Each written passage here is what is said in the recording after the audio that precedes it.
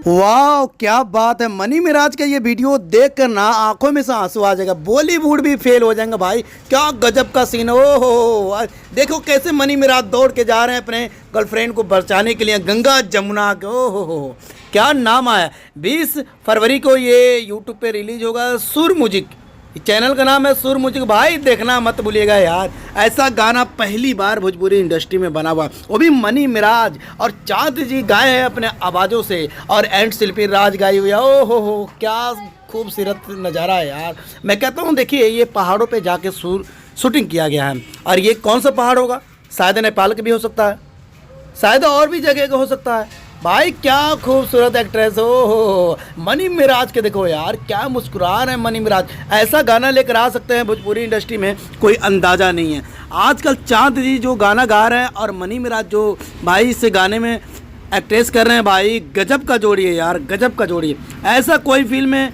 Industry वाला कोई बनाया नहीं होगा। चलते हैं अगली वीडियो में। वीडियो कैसा लगा कमेंट करके बताइएगा। हमारे चैनल को सब्सक्राइब और लाइक कर देना।